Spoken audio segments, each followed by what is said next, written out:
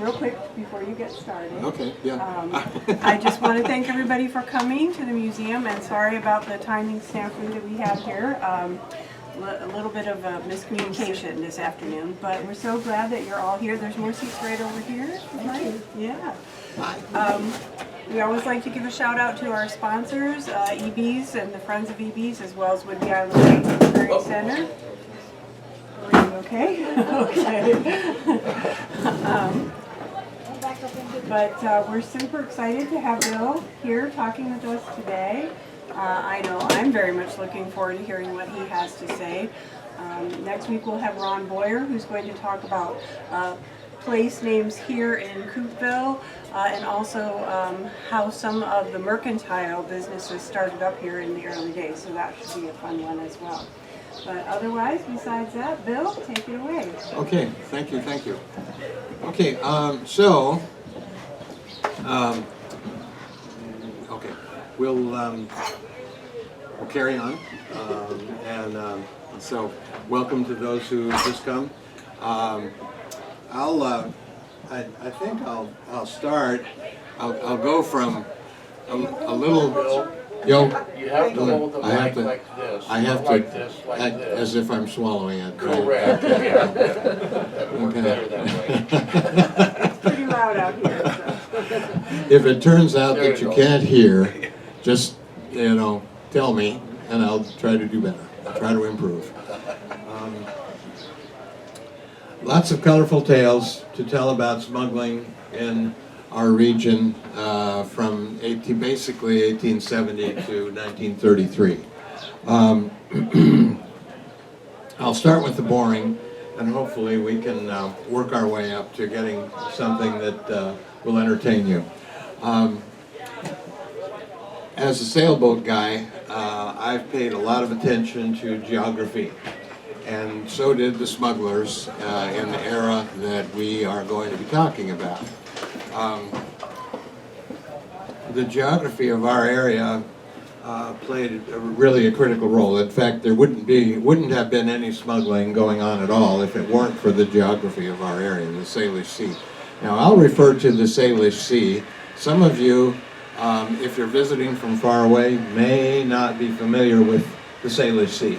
But basically, it's the whole area that encompasses the Straits of Juan de Fuca, the Straits of Georgia, all of Admiralty Inlet, all of Puget Sound, and in about 2008, geographers started to call it the Salish Sea, the name for the Coast Salish people that have lived here for a very long time, back farther than we know probably, but at least 13,000 years. And one of the characteristics of the Salish Sea that was very important for everybody who has settled here is that this, the water was the highway. Okay, our forests were thick, practically impassable except maybe by foot and for a few game animals. Roads up until about 1900 were largely unknown. A few buggy paths and maybe to ride a horse on, but that's about it. And so the native people who were here long ago figured that out very quickly and made wonderful seaworthy canoes to traverse the Salish Sea for trade, mostly for trade, but sometimes for raids as well. And in fact, the person, I'll just preface this. In 1850, there were a number of folks that came out here, and Congress had initiated an act called the Land Donation Act. Okay, it preceded other ones that were more historically popular, but the Land Donation Act would give 360 acres to anyone who claimed it and would settle, meaning that they would develop it primarily for farming. because Congress wanted to populate the West with people other than Native American people. And so a Dr. Kellogg came from the East and came here, put a land claim in on the area that is now known as Fort Casey and the lighthouse, and was and now of course in 1853 this being a physician was a little different than being a physician today, but he was a physician and took care of a lot of people here and hired Native American people who were excellent mariners and who had an excellent craft to take him around to take care of his patients, because in those days getting off the island was only by boat. Okay, there were no bridges until 1936.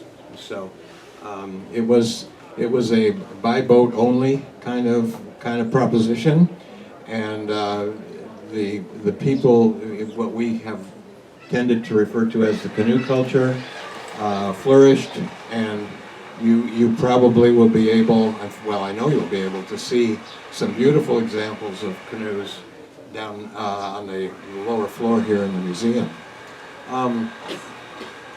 So the geography of the place has been very important. For one thing, I'm going to just make sure I kind of look at my notes here so that I don't forget something important. As I mentioned, thick forest, no roads. Puget Sound, as we would call it today, the Salish Sea, generally speaking, is easy to navigate.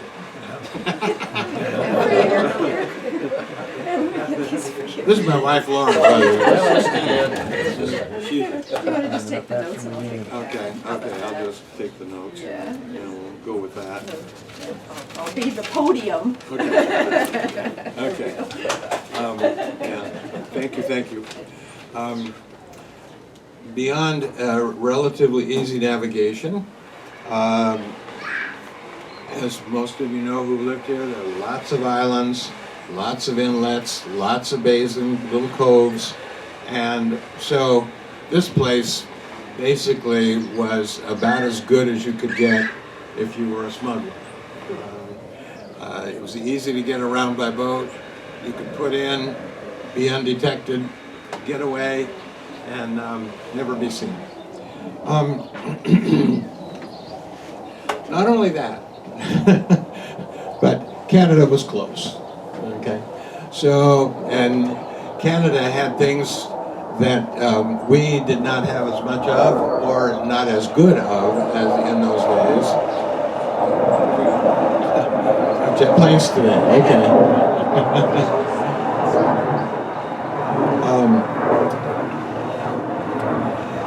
So it really didn't take that long to get from Canada by boat, even in early days of just sail, even before engines.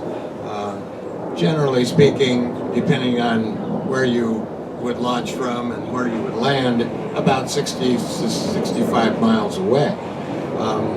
Now, if you pay attention to current, tide, and wind, you can do that pretty quick.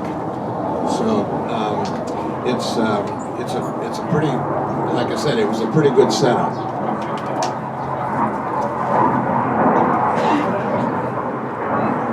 I don't think we want to have planes today. They fly when they want to.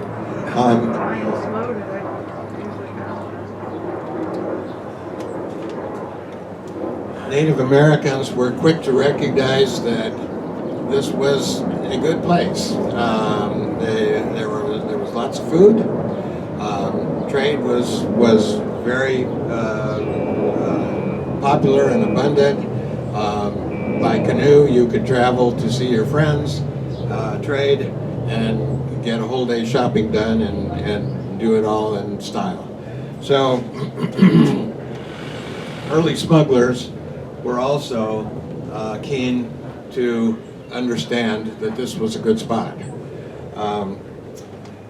the earliest ones were basically there to escape taxes, to smuggle things into the United States. And I'll tell you, I'm going to give you the highlight reel. There's quite a few stories, and you can look them up. It's easy to research this stuff on the internet, and some books as well. But the early ones that just had sailboats, and the sailboats were called plungers. Okay, they were about 25 feet long. They were shallow draft, meaning that they didn't require a lot of water underneath them, and it was especially good because these guys could run their boats right up on sand or sloping mud, which we have a lot of, and wait for the tide, unload, take care of business. The tide would refloat you, and on you could go. So it was a pretty good deal. And the plungers were fast. At 25 feet, carrying pretty good array of canvas, they could make their way faster than any of the cutters in those days that were patrolling out here, and there weren't very many of them. So there was a lot of open water and a lot of space to roam. I'm going to tell you about one guy. His name was Blue Jay Jimmy Hawkins. Okay. And his boat was named, guess what? The Blue Jay. I like this story because it's about the Port Townsend waterfront, and some of you who are aware of Port Townsend know it's been a colorful place for a long time, and it was especially colorful back in the 1870s and 1880s. Blue Jay Jimmy would take Canadian whiskey, bring it across, end up at the waterfront saloons in Port Townsend, remove the cargo, pay no taxes, and be on his way. This was a very lucrative business for Blue Jay Jimmy and people like him. And he quickly became, as was the case for people later on, a kind of a public benefactor. People liked him. He brought them good Canadian whiskey at a reasonable cost, because the saloons, of course, made a little profit on it, but it was much cheaper than what was being produced in the United States at that time, and nobody paid any taxes. And Blue Jay Jimmy was kind of a early Robin Hood kind of guy, and he was considered kind of a popular public benefactor in his day, and made out very well. However, selling alcohol, good Canadian alcohol, to waterfront saloons in Port Townsend was a very different issue than selling alcohol to Native American people. And so it was generally regarded in those days that it was a big no-no to sell alcohol to Native American folks. It was considered to be basically a forerunner to disaster. And so there are a couple of incidents that I'll share with you about that. There was the Denny incident. Some of you have been to Seattle and you recognize Denny, the name Denny, one of the founders of Seattle. Arthur Denny got wind of people landing on Alki Beach, which is one of the first places that Seattle got started, and selling alcohol to the Duwamish people, the Native American people there.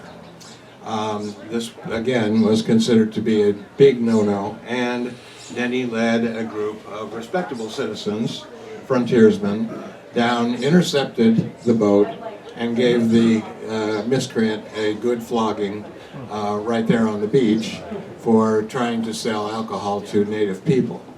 Um, Another incident, which kind of, yes, sir. Did the Denny frontiersmen then take the whiskey?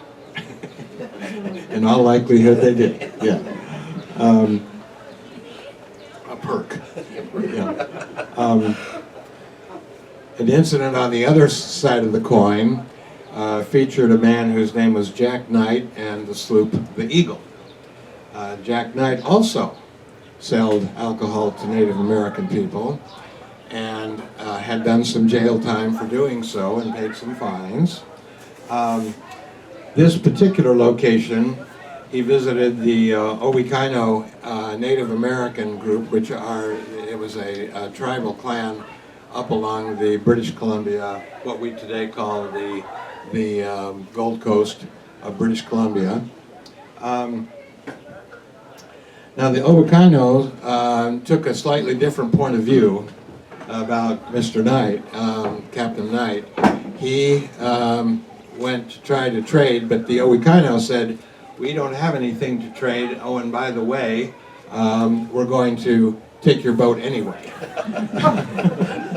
So they ended up killing Jack Knight, killing the crew, taking the alcohol, and scuttling the boat.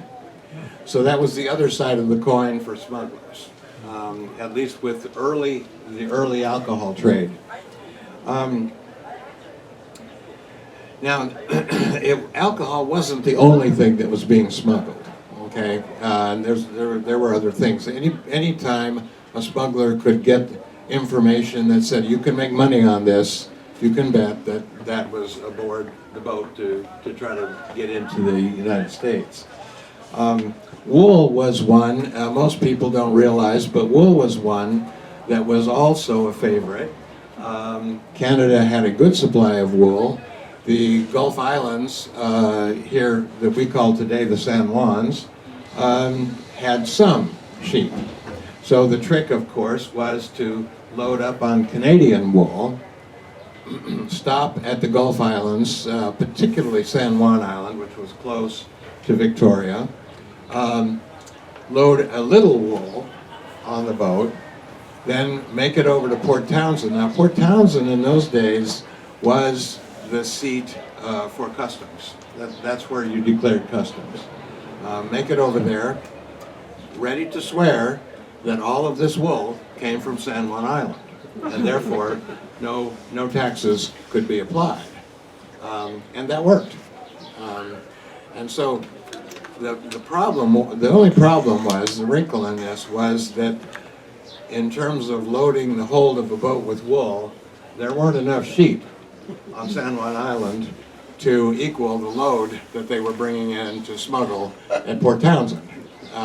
But that was slow to catch on, and as a lucrative business, they made money. The big part of smuggling is kind of a sad tale. Took place after 1882. In 1882, the United States established what they called the Chinese Exclusion Act. There are several reasons why, and it's not within my topic to tell you all the reasons today, but basically, Chinese people were considered to be persona non grata in the United States, and people discriminated against them a great deal. However, Chinese people did land in British Columbia, and they were quite willing to pay $100 or more for passage over to the States, over to stateside. And these were men, okay, Chinese men. So prepaid my $100 fee, got on board a sloop. In addition to that, okay, another perk for this trade was the Chinese brought opium with them. And opium became a very popular drug and would sell, they came in tins. A tin of opium sold for $45, okay? And you could load a lot of tins of opium on a boat and bring it over, and basically pack Chinese men in the hold of the boat about the same, with the same density as you pack the tins of opium. And so on they came, and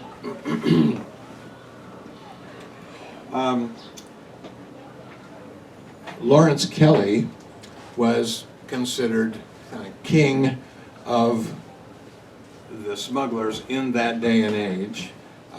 There were many. He wasn't the only one. I'm just trying to give you sort of the highlight reel here, but his favorite trick was to take Chinese men and opium all the way down Puget Sound and land them down near Olympia. There were people in Olympia, Chinese people, who would receive them and integrate them into the environment there. And the problem was that he would come in. Now, in those days, it was better to travel at night or in the fog and without running lights. Now, after 1880 or so, more and more steamboats were making inroads into the vessels, the watercraft in Puget Sound.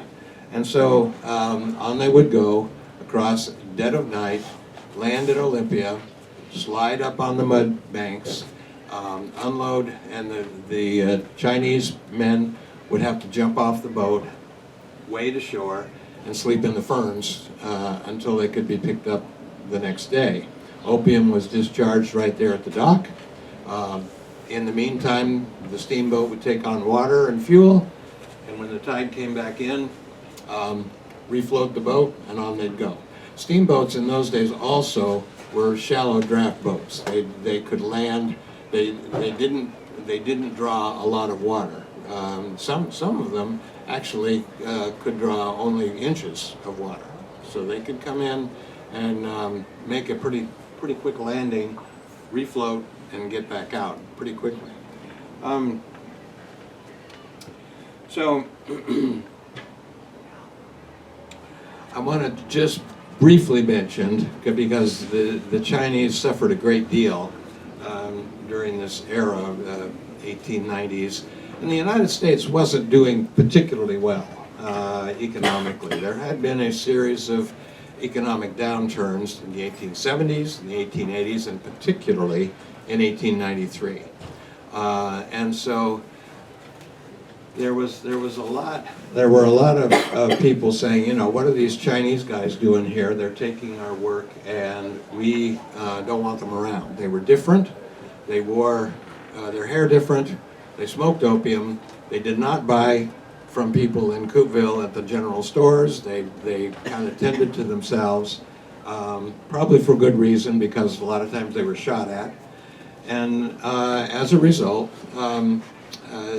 were considered to be, in many ways, especially from the smuggler's point of view, nothing but cargo. I like to talk about Mr. LeSword, who was a kind of a champion in Coupeville. Mr. LeSword was a townskeeper here, a shopkeeper, farmer. He stood up for the Chinese people, basically against everybody else in town. Okay, he was the lone guy that said, you know, these are people. We need to treat them with respect. They're good workers, which they were, so we can't, for instance, shoot at them.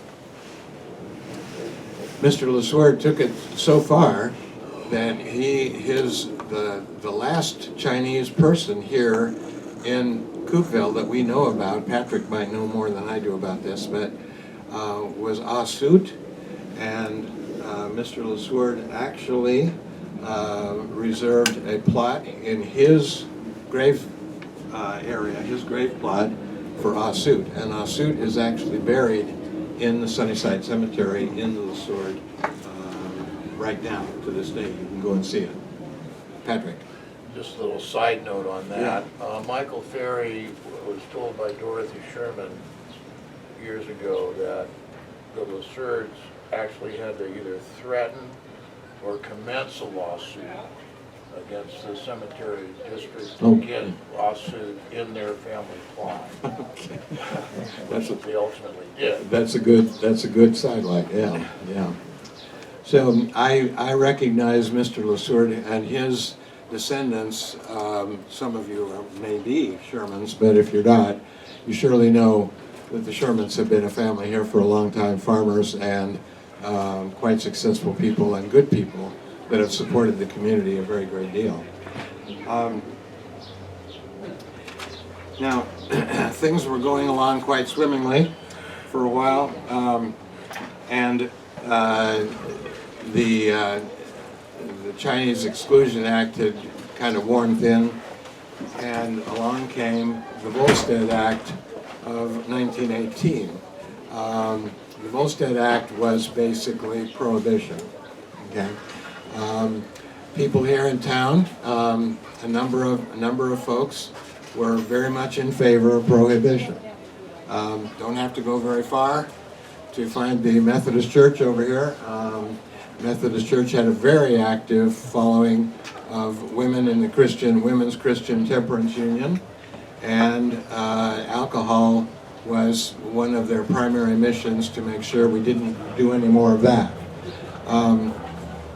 And so the Volstead Act in Washington actually had been dry for a while as a state to eliminate the sale of alcohol. You could still drink it, but you couldn't sell it. In 1919, you couldn't sell it either. Okay, so it was totally, we went totally dry, just like the rest of the United States did. Now once again, here come some smart smugglers who said, yo, we can do one better here.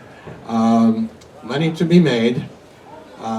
Let's make sure we have the equipment and we can make some money on this deal.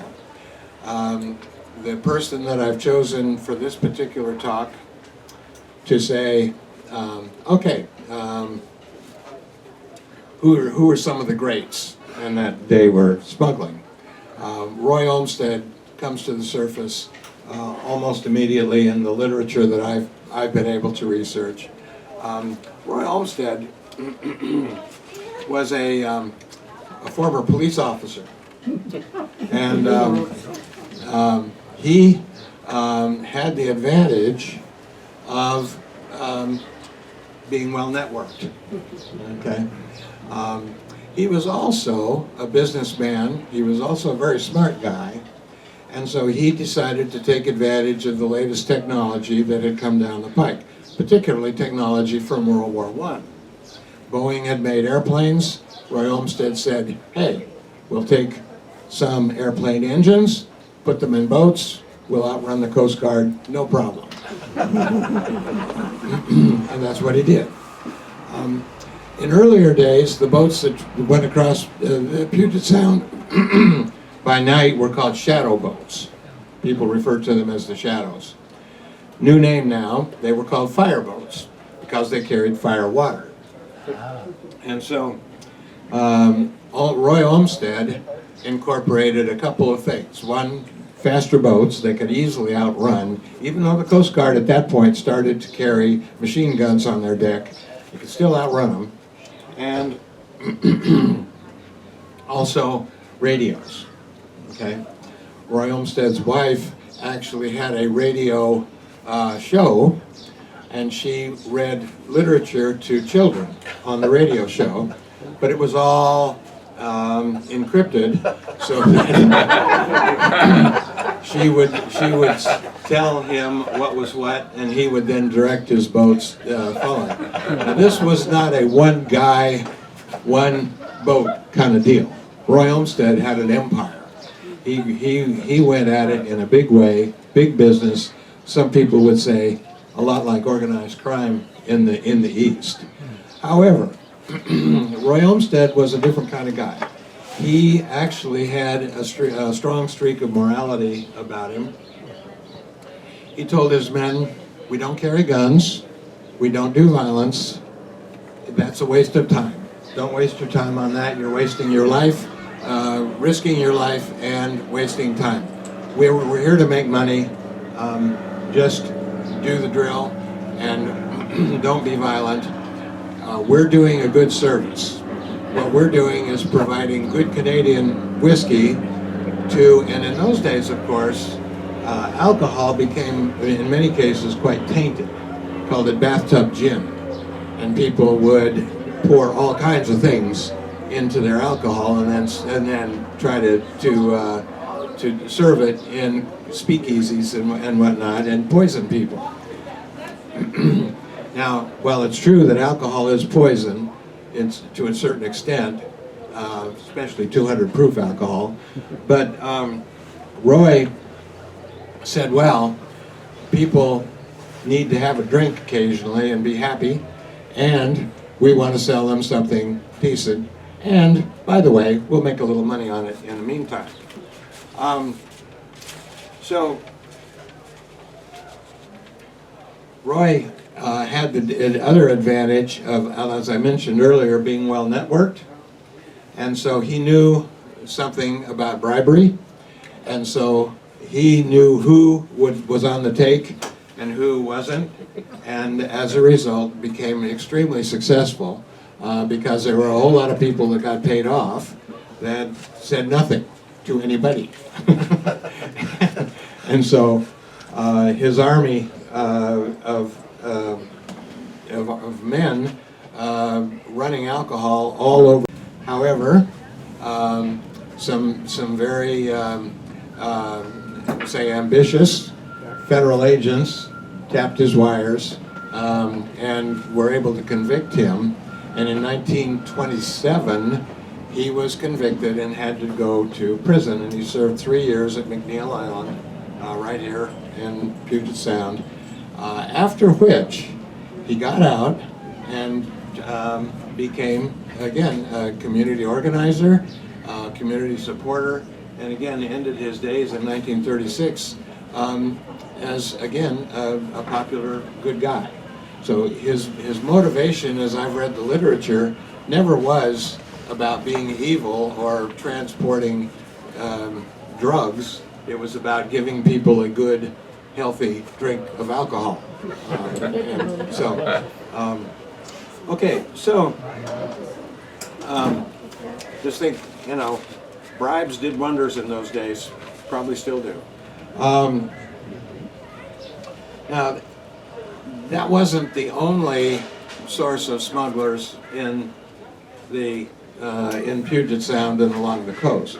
The Canadians had a role to play as well. I want to tell you one last story, almost time to stop, about a Canadian ship called the Malahide.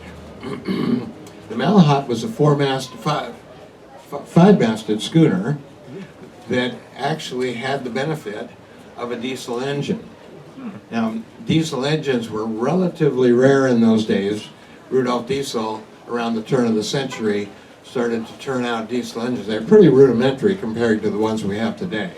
But they equipped this five-masted schooner, and if you want to see what a schooner looks like, there's a good example of one in the museum here, in the maritime exhibit. Schooners had a couple of big benefits. For one thing, they were much faster than the barks and barkentines and brigantines of an earlier day. They were not square-rigged. Okay, they were basically all gaff-rigged, meaning that the boom they would run the boom up the mast rather than having what we refer to as yard arms. Okay, there were no yard arms on a schooner. Everything was fore and aft, straight. You could look at it and see the sails lining up one right after the other. And these ships were much faster than the older sail ships, and they had the Malahide had the benefit of a diesel engine as well, so it had an auxiliary engine. She was known as the Queen of the Rum Runners. Now, there was no rum being run because we don't grow sugar cane here. There are no molasses, and we don't make rum. But that was the term in those days. What was the trick? Well, the trick was the Malahat stayed outside the 3-mile limit. Okay, now in those days, you could sail outside the 3-mile limit and you couldn't be touched. You could carry anything you wanted, and nobody could get you. Okay, now President Ronald Reagan established a new limit when he was president to 226-mile limit. So that changed things a bit, but this was quite a bit before then. So the Malahat would sail down the coast all the way to California, stay outside the 3-mile limit. People, they would radio by wireless people to come out to the ship at usually in the dark of night, pick up cases, and they came in plastic, or not plastic, burlap bags. And so there was a case of alcohol, whiskey, Canadian whiskey, in a burlap bag. And these people would come right out to the boat.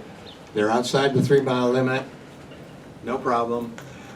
There were men who ran up the masts and would sit on the booms, not the cross trees, but the booms of the schooner, and with glasses, and look to see who was coming.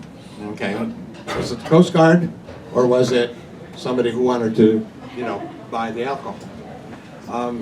If it was the Coast Guard, and they had already started to load the boat, then what they would do is unload the boat. The Coast Guard would come and find an empty boat. They were just out cruising around at night, having a midnight cruise, and the Malahat would take off and go into deeper water. If the Coast Guard gave chase, another technique that the Malahat had was to just keep going, run the Coast Guard out of fuel. And so they'd eventually go to the point where the Coast Guard couldn't go any further. The Malahat could circle back, reposition themselves, and go ahead and deliver their cargo at a slightly later date.